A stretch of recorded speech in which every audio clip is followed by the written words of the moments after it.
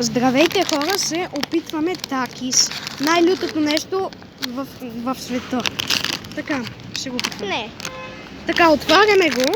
Такис, синия такис, той е най-лютия. Ето, отворихме го, пукнахме го.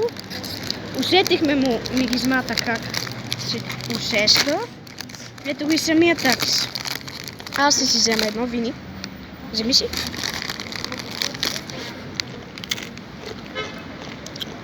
Това май по-скоро е кисело. Силно е. Но усещам Да, люто. още едно, за да ни залюти повече.